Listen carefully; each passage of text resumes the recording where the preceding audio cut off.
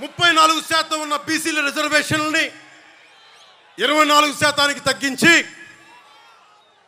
16,000 మంది బీసీ నాయకులు మనకి అన్ని స్థాయిల్లో అవకాశాలు కోల్పోయారు. నేను 8 మందికి ఎంపీలకు ఇచ్చాను, ఇంతమందికి బీసీలకు ఇచ్చాను. కానీ జగన్ చేసిన ద్రోహం అంబేద్కర్ స్ఫూర్తిని విఘాతం కలిగించింది. 16,000 మంది బీసీలకి నువ్వు 34 నుంచి 24% తగ్గించి బీసీలని అధికారం దూరం చేసావు. అది మర్చిపోకండి. పొద్దున్న చూస్తా ఉన్నా, నిన్న వైఎస్ జగన్కి రాళ్ళు ఇసిరారంటే ఎవరో. అదేంటి చిత్రమో పాపం. ఎప్పుడు ఎలక్షన్లు రాగానే ఆయనకి ఏదో ఒక గాయం జరుగుతుంది. కరెక్ట్గా ఎలక్షన్ ముందే ఎవరో ఒకరు చచ్చిపోవడం లేదా చంపేయడము. అంత హై సెక్యూరిటీ సిఐఎస్ఎఫ్ ఉన్న వైజాగ్ ఎయిర్పోర్ట్లో 2019కి కోడి కత్తితో గాయం చేశారంట అక్కడ. సరే, మనందరం ఏం చేసాం? జనం కూడా ఏంటి కదా, మన తిలక్ గారు చెప్పినట్టుగా, దేవరకొండ బాలగంగాధర్ తిలక్ చెప్పినట్టుగా, కొడవగంటి మనకి కుటుంబరావు గారు చెప్పినట్టుగా, మనందరం మధ్యతరగతి మనుషులు. మనందరికీ ఏంటంటే అధికారం ఉన్నోడు డబ్బున్నోడు ఏమి చేసినా దానికి ఒక నైతిక భాష్యం ఇస్తాం. పాపం కాకినాడలో ఉండే ఒక మాఫియా డాన్ ఎవరిని కత్తితో పొడిచినా పాపం ఆయన ఏ పరిస్థితుల్లో పొడిచారో పాపనండి, పాపం చంపేశారు. వైఎస్ వివేకానంద రెడ్డి గారిని ఏ పరిస్థితుల్లో పొడిచారో తెలియదండి మాకు. 30,000 మంది ఆడపిల్లలు అదృశ్యమయ్యారని పాపం జగన్ గారు ఏం చేస్తారండి పాపం. ఇది సగటు మధ్య తరగతి మనం చేసే తప్పు. ఇది మన హక్కులు మనం తెలుసుకోవట్లేదు. జగన్కి గాయం అయితే రాష్ట్రానికి అయ్యా గాయం. మీ జెడ్ కేటగిరీ సెక్యూరిటీ ఏం చేస్తుందా? మీ జెడ్ కేటగిరీ సెక్యూరిటీ చూసుకోరా మీరు? మరి చంద్రబాబు గారి మీద రాళ్ళు కొట్టించినప్పుడు రాళ్ళ వర్షమే కురిపించారా మీరు? అప్పుడు ఏమైపోయినాయి? అప్పుడు రాష్ట్రానికి గాయం జరగలేదా? అంటే మీ మీద ఇంత గులకరాయి పడితేనే గాయం అయిపోయినట్టు. ఏమో ఎవడు చేశాడో నా సంతాపం నాకు బాధ కలుగుతుంది. నన్ను అడిగారు ఈ రోజున స్టేట్మెంట్ ఇమ్మని చెప్పారు మా పార్టీ వక్తలందరూ. సార్ జగన్ గారికి ఇలా దెబ్బ తగిలింది అంటే నన్ను ఏం చేయమంటారన్న. ఆయనకి కొంచెం మీరు త్వరగా కోలుకోవాలని ఇవ్వంటే ఏమో అది నిజమో అబద్ధమో నాకేం తెలుసు. అతనే ఇలా టప్పుని కొట్టేసుకున్నాడో ఎవరికి తెలుసు? తెలియదు కదా. ఎందుకంటే కరెంటు పోయింది, దండలు ఉన్నాయంట, ఆ దండల్లో వాళ్ళే రాయిపెట్టి కొట్టుకున్నాడేమో. లేదా నిజంగా పోని ఒకసారి నాన్న పులి కథలాగా ఒకసారి చెప్తే బాగుంటుంది. ప్రతిసారి ఎలక్షన్ రాగానే జరిగితే నిజంగా పులి వచ్చిన నాన్న పులి కథలాగా అది అబద్ధం అనుకుంటాం. సరే, నిజంగా మీ మీద రాయిసినోండి మీరు పట్టుకోండి. ఎదురుగా పొడిచిన వ్యక్తినే ఈ రోజు వరకు మీరు పట్టుకోలేదు. జైలు నుంచి అతను బెయిల్ ఇప్పించారు 5 సంవత్సరాల తర్వాత. కోడికత్తి వ్యక్తినే. ఈ సెంటిమెంట్ డ్రామాలు దయచేసి ఆపండి. ఈ నాటకాలు భరించలేకపోతున్నాం. నేను వచ్చేటప్పుడు నా మీద బోల్డెన్ రాళ్ళు పడతా ఉంటాయి. మనకి పిఆర్పి టైంలో నేను ఖమ్మం వెళ్తూ ఉంటే నా మీద రాళ్ల వర్షం. మా వాళ్ళందరికీ మోకాళ్ళు ఇరిగిపోయినాయి, నాకు ఈపుల మీద రాళ్ళు పడ్డాయి. ఆ రోజున చెప్పుకోవడానికి మీడియా కూడా లేదు. మొత్తం కరెంట్ ఆపేశారు రాజశేఖర రెడ్డి గారి ప్రభుత్వం. మరి దెబ్బలు తిని మేము వచ్చాం. నా స్టేజ్లు కూల్చేశారు. కాదు, నేను ముఖ్యమంత్రి కొడుకుని కాదు కదా, ముఖ్యమంత్రిని కాదు కదా. మన కథలు ఎవరికి తెలియవు. జగన్ గారికి ఇంత రాగానే అయ్యయ్యో ఎంత బాగా జరిగిపోయింది, అయ్యయ్యో పాపం. అమర్నాథ్ని తిరుగు తోటలో కాల్ చేస్తే పాపం లేదు. అది వైసీపీ వాళ్ళకి పట్టదు. రేపల్లెలో ఒక ఆడపడుచుని దారుణంగా భర్త ముందు మనకి మానాన్ని పాడు చేస్తే పాపం దొంగతనం చేయడానికి వచ్చారండి. అలా అనుకోలేదండి. దొంగలని దుర్మార్గుల్ని వెనకేసుకొచ్చే వస్తే మనుషులు. జగన్ గారిది ఇంత పడగానే నాకు నిజంగా అనిపించింది, జెడ్ కేటగిరీ సెక్యూరిటీ మీరందరూ ఏమయ్యారయ్యా? పోలీస్ అధికారులు ఏమయ్యారు? డీజీపీ గారు ఏమైపోయారు? ఇంటెలిజెన్స్ ఆఫీసర్ గారు ఏమైపోయారు మీరంతా? ఒక అందరినీ దాడి చేసే వ్యక్తి అతని మీద దాడి చేయడానికి ఎవడన్నా సంతోషిస్తాడు? మనకి నిజంగా సాహసిస్తాడా? నిజంగా ఇంత యంత్రాంగం ఉండి పట్టుకోవడానికి మీకు ఎంతసేపు పట్టుకోవడానికి? రేపొద్దున ఎవడన్నా పట్టుకుని కూడా వాళ్ళు ప్రేరేపించారు, వీళ్ళు మీ వాడే చేశాడేమో. 2019లో మీ కూర్చోబెట్టి కోడి కత్తి కోసం జగన్ గారు సీఎం అవ్వాలని డ్రామా ఆడటానికి నేనే పొడిచానని ఆ అబ్బాయి చెప్పాడు. ఈరోజు అలాగే చేశారేమో కనుక్కోండి. కానీ నేను మీకు చెప్తున్నాను, ఇలాంటి డ్రామాలకి మనం పడాల్సిన అవసరం లేదు. దయచేసి పడకండి, నిర్ద్వందంగా దాన్ని తీసి పక్కన పెట్టండి.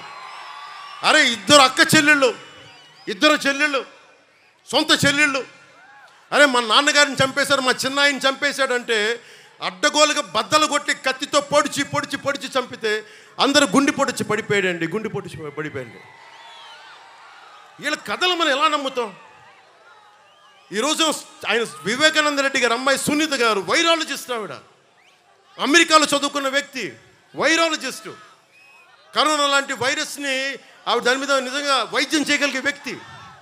ఆవిడ కూర్చొని నా తండ్రిని చంపేశారు, నా తండ్రిని చంపారంటే ఒక్క పోలీస్ అధికారి దాని మీద మాట్లాడు. CBI central bureau of investigation వస్తే కడపలో కోర్టులోకి వెళ్ళనివ్వరు వాళ్ళని. ఇంత దారుణంగా ఉంటే మనందరం కూర్చొని చేతులు ముడుచు కూర్చున్నాం. మనందరం, మనకు పౌరుషం చచ్చిపోయింది, మనందరికి చచ్చిపోయింది. ఎందుకు నేను వ్యతిరేక ఓటును చీలొద్దు చీలొద్దు చీలొద్దు ఎందుకంటానంటే ప్రజాస్వామ్యాన్ని కూని చేసేవాడు ఒకడు కూర్చొని మనందరినీ పొడుస్తా చంపుతా దోపిడీ చేస్తా ఉంటే ఎంతకాలం భరిస్తాం? ఎంతకాలం?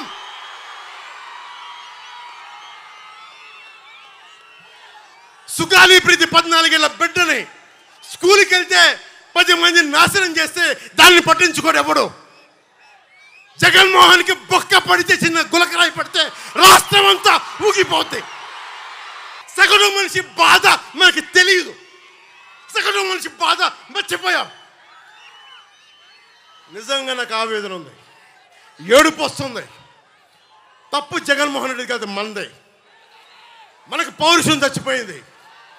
ఇందాక తెనాలో చెప్పినట్టుగా దాస్యం చేసే కంటే కూడా చచ్చిపోవడం మేలు. దాస్యాన్ని ఆపేద్దాం. I don't want to be politically right, I don't want to be diplomatically right, I don't want to be convenient, I want be right. అందుకని డిప్లొమసీ పక్కన పెట్టి గుండెల లోతుల నుంచి రాజకీయం చేద్దాం, గుండెల లోతుల నుంచి పాలిటిక్స్ చేద్దాం. మనం ఎవరం కులాలకి ప్రాంతాలకి దాటి గుంటూరు వినుకొండలో పుట్టిన జాషువా ఆయన స్ఫూర్తితోటి విశ్వనరుడి స్ఫూర్తిని తీసుకెళ్తే తప్ప ఈ ప్రభుత్వాలని మనం మార్చలేం. చంద్రబాబు గారికి, ముఖ్యంగా ఆలపాటి రాజా గారికి చాలా చాలా ధన్యవాదాలు. ఎందుకంటే మేమందరం కూడా కూర్చొని నా సైజు నేను తగ్గించుకున్నా. జనసేన ఓటు పెరిగి కూడా నేను ఎందుకు తగ్గించుకున్నానంటే మీరు గెలవడానికి తగ్గించుకున్నాను. ఇంకొకసారి ఈ ప్రభుత్వాన్ని మనం తీసుకోలేం. ముఖ్యంగా ఇస్లాం సమాజం, నా మహిళలందరికీ చెప్తున్నా, ఆడపడుచులందరికీ చెప్తున్నాను, దారి పొడవునా ఇస్లాం మతాన్ని ధర్మాన్ని పాటించే ఆడపడుచులందరికీ చెప్తున్నా, ఇస్లాం పాటించే సోదరులందరికీ చెప్తా ఉన్నా. మీరు చెప్పండి, నేను భారతీయ జనతా పార్టీతో ఉంటే మీరు నువ్వు భారతీయ జనతా పార్టీతో ఉన్నావు కానీ ఓటేయరు. ఈ రోజున జగన్మోహన్ రెడ్డి గారికి కాలు దెబ్బకి దెబ్బ తగిలితే మరి నరేంద్ర మోడీ గారు కూడా ఆయనకి పాపం జాగ్రత్తగా హెల్ప్ చేసుకోమని చెప్పారు. అప్పుడు మీరు దానికైతే మీరు దానికి కూడా ఓటేయకూడదు. మరి ఇది నేను మోసం చేయట్లేదు. ఇస్లాం సమాజాన్ని ఈసారి మీరు విఘ్నతతో ఓటేయండి. నేను మీకు ప్రత్యేకించి నాదెండ్ల మనోహర్ గారు చెప్పినట్టుగా రాష్ట్రంలోని ఇస్లాం సమాజాన్ని అందరికీ, సోదరీమణులందరికీ, ఎందుకంటే నేను అద్భుతమైన ప్రతిభ చూశాను, అమేజింగ్ టెక్నీషియన్స్ని చూశాను, ఆటో నగర్ లాంటి చోట అద్భుతమైన మెకానిక్స్ని చూశాను. ఎలాంటి మీ దగ్గర స్కిల్ ఉందో నాకు తెలుసు.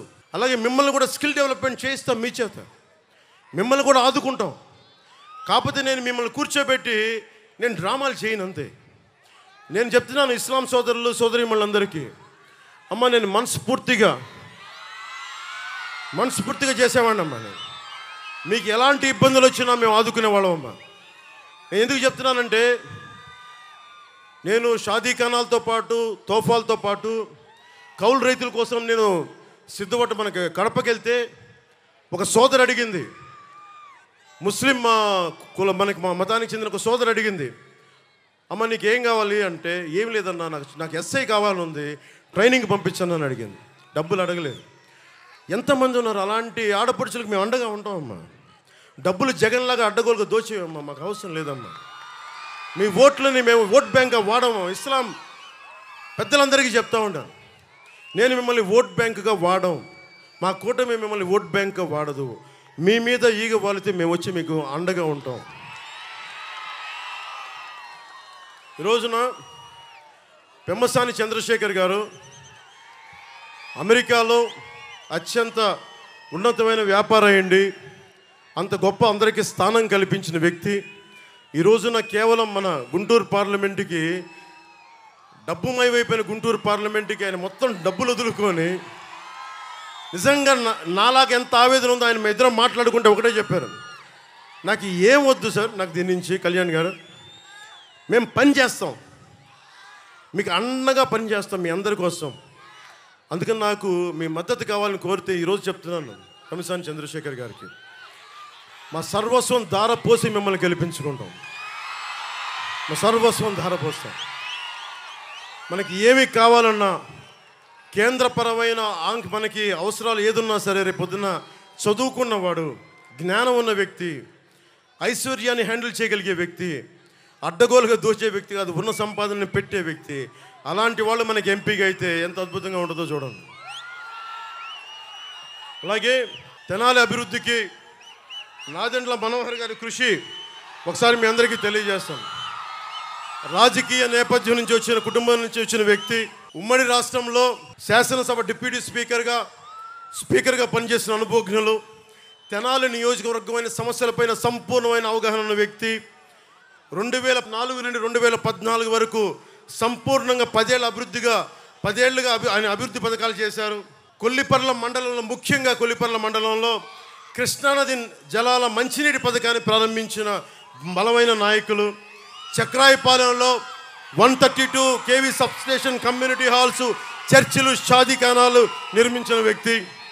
కొలకలూరు, మున్నంగిలో ప్రాథమిక ఆరోగ్య కేంద్రాలు, నూతన కూరగాయల మార్కెట్, టౌన్ హాలు, ఫిష్ మార్కెట్ని దగ్గరుండి నిర్మించిన వ్యక్తి. నియోజకవర్గం పరిధిలో R&B పరిధిలో 2018కి వస్తే 13 వంతెనలు నిర్మించిన వ్యక్తి. నందివెలుగు కూడలి వద్ద 3 వంతెనలు నిర్మాణం చేసిన వ్యక్తి.